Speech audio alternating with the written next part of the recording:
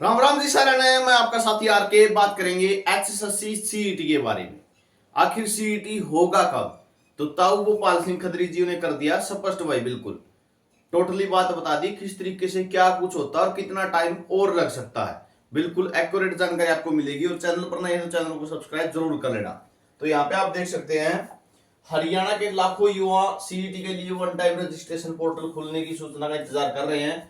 मई में सीईटी होना मुश्किल है भाई, ठीक है, पहले डिक्लेयर है। तो सीईटी पॉलिसी में भी संशोधन होना है, लेकिन गोपाल सिंह खत्री जो पूर्व चेयरमैन है उनका क्या कहना है यहाँ पे, इसकी तरफ रुख कर लेते हैं। हरियाणा के लाखों युवा सीईटी के लिए वन टाइम रजिस्ट्रेशन खुलने की सूचना का इंतजार कर रहे हैं।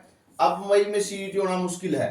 हालांकि मुख्यमंत्री नायब सिंह सैनी घोषणा कर रखी है कि मई में सीईटी होगा, अगर अभी तक सीईटी के लिए वन टाइम रजिस्ट्रेशन पोर्टल नहीं खुला है। हरियाणा कर्मचारी चयन आयोग के पूर्व अध्यक्ष गोपाल सिंह खत्री ने दैनिक सवेरा ने पूछा कि उनके समय में वन टाइम पंजीकरण के बाद सीईटी होने में कितना समय लगा था और कितना समय कम से कम लगता है। खत्री ने जवाब दिया कि अगर तेज गति से काम किया जाए तो वन टाइम रजिस्ट्रेशन के बाद कम से कम 2 महीने का समय सीईटी के आयोजन में लग जाता है। यानी फार्म भरने के बाद भी लगभग 2 महीने तो पक्के हैं। क्यों है इसके बारे में भी इन्होंने बताया है। उन्होंने कहा कि चूंकि लाखों युवा पंजीकरण करते हैं भाई, इसलिए पंजीकरण की आखिरी तारीख के बाद यह डाटा उस एजेंसी को भेजा जाता है, यानी जो लास्ट डेट होगी। और आपको तो पता है अपना हरियाणा वाले तो क्या है, लास्ट डेट में फार्म सबसे ज्यादा भरा रहा, जिस दिन वो नहीं हाँ साइट जमा ठप हो ली है उस टाइम याद आ गया फार्म भी भरना था। तो जिस एजेंसी ने सीईटी का आयोजन करना है, उम्मीदवारों को सेंटर आवंटित करने होते हैं, यह भी देखना होता है कि उम्मीदवारों के पास के जिले में सेंटर लॉट हो। महिला और दिव्यांग उम्मीदवारों को उनके जिले में सेंटर लॉट होने चाहिए।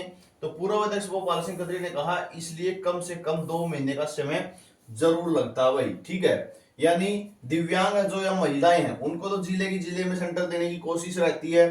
साथ में जो कैंडिडेट है उसको नजदीक की जिला देना है, जैसे जींद है तो कैथल मिलना चाहिए, करनाल मिलना चाहिए, ठीक है। सिरसा से है तो उसके नजदीक के जो फतेहाबाद है, हिसार है, वो मिलने चाहिए। तो ये भी मामला भी देखना पड़ता है।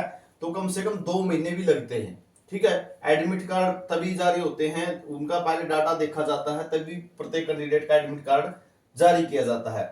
और सीईटी पॉलिसी में संशोधन क्या होना है, इस पर चर्चा करें तो सरकार ने 31/12/2024 को सामान्य पात्रता परीक्षा 2024 के माध्यम से ग्रुप सी और डी के पदों पर भर्ती के लिए नीति जारी की थी। चूंकि अब भर्ती नियम बनाए जा रहे हैं, इसलिए सीईटी पॉलिसी में यह बदलाव होगा। ग्रुप सी पदों के लिए सीईटी परीक्षा और अंकों के पैरा 7(3) के प्रावधान को हटाना होगा। ऐसे आवेदक का नाम विज्ञापित पदों के लिए कौशल और लिखित परीक्षा के लिए तब तक विचार नहीं किया जाएगा जब तक कि वह कौशल और या लिखित परीक्षा के संचालन के लिए आयोग द्वारा जारी विज्ञापन में निर्दिष्ट ऐसी न्यूनतम योग्यता प्राप्त करने की अंतिम तिथि व उस पद के लिए निर्दिष्ट न्यूनतम आवश्यकता शैक्षणिक योग्यता या अनुभव यदि कोई हो तो प्राप्त नहीं कर लेता। तो संशोधन भी होने हैं, रिजर्वेशन वाला मामले में भी कुछ संशोधन होने हैं, आप सभी को पता है, क्योंकि कोर्ट केस जो प्रोमिला वाला केस है उसके कारण भी इस पे असर पड़ा है। तो आप अच्छे से समझ सकते हैं कितना टाइम और लगेगा, ठीक है। जून के लास्ट में भी अगर सीईटी होता है तो ये मान के चलो बहुत अच्छा काम हो गया है, ठीक है। नहीं तो संभावना जून की भी नहीं बन रही इस हिसाब से, तो ठीक है, जैसा कि चेयरमैन साहब बोल रहे हैं और इनका पर्सनल एक्सपीरियंस है ये। तो ये जानकारी आप सभी के लिए रहेगी जो सीईटी का इंतजार कर रहे हैं, ठीक है।